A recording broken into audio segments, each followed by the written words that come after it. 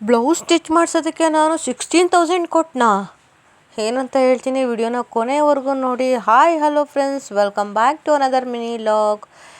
ಇವತ್ತು ಆಫ್ಟರ್ನೂನಿಂದ ವಿಡಿಯೋನ ಶೂಟ್ ಮಾಡ್ತಾ ಇದ್ದೀನಿ. 3 ಡೇಸ್ ಬ್ಯಾಕು ನಾನು ಬ್ಲೌಸ್ ಹೊಲಿಯೋದಕ್ಕೆ ಕೊಟ್ಟು ಬಂದಿದ್ದೆ. ಸೊ ಅವ್ರು ಸ್ಟಿಚ್ ಮಾಡಿದರು, ಬಟ್ ಏನಂದರೆ ಅದು ಫಿಟ್ಟಿಂಗ್ ಸರಿ ಇರಲಿಲ್ಲ. ಹಂಗಾಗಿ ಮತ್ತೆ ಹೋಗಿ ಅದನ್ನು ಆಲ್ಟ್ರೇಷನ್ ಮಾಡಿಸ್ಕೊಂಡು ತೊಗೊಂಡು ಬಂದೆ.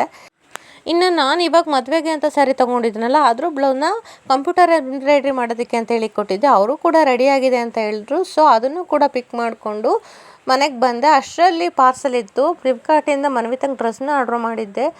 ಅದೆರಡು ಡ್ರೆಸ್ಸನ್ನು ನಾನಿವಾಗ ಅನ್ಬಾಕ್ಸಿಂಗ್ ಮಾಡಿ ನೋಡ್ತಾ ಇದ್ದೆ ಯಾವ ರೀತಿ ಕಾಣ್ತಾ ಇದೆ ಅಂತ ಹೇಳ್ಬಿಟ್ಟು. ಸೊ ಇದ್ರ ಔಟ್ಫುಟ್ ನೀವು ಮದುವೆ ದಿನನೇ ನೋಡಬೇಕು, ಅವಳು ರೆಡಿಯಾಗಿ ಯಾವ ರೀತಿ ಕಾಣ್ತಾಳೆ ಅಂತ ಹೇಳ್ಬಿಟ್ಟು.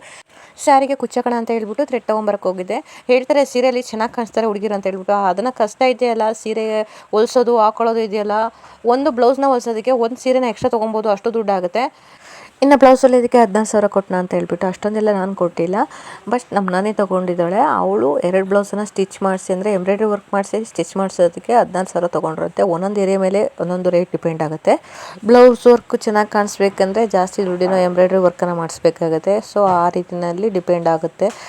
ಶಾಪಿಂಗ್ ಕೆಲಸ ಎಲ್ಲ ಮುಗಿಸ್ಕೊಂಡು ಇನ್ನು ಈವ್ನಿಂಗ್ ಧ್ರುವಂತನ ಕರ್ಕೊಬರಕ್ಕೆ ಹೋದ್ವಿ. ಸೊ ಬರಬೇಕಾದ್ರೆ ಹಾಗೇನೇ ಸ್ವಲ್ಪ ಸ್ನ್ಯಾಕ್ಸ್ ತಿಂತೀವಿ ಅಂತ ಹೇಳಿದ್ರು. ಧ್ರುವಂತನ ಫ್ರೆಂಡ್ ಅಮ್ಮ ಮತ್ತು ನಾವು ಎಲ್ಲ ಹೋಗಿ ಸ್ವಲ್ಪ ಸ್ನ್ಯಾಕ್ಸ್ ತಿನ್ಕೊಂಡು ಬಂದಿತ್ತು. ಇದಾಗಿತ್ತು ಇವತ್ತಿನ ವಿಡಿಯೋ ಇಷ್ಟ ಆದರೆ ಪ್ಲೀಸ್ ನಮ್ಮ ಪೇಜ್ನ ಫಾಲೋ ಮಾಡಿ.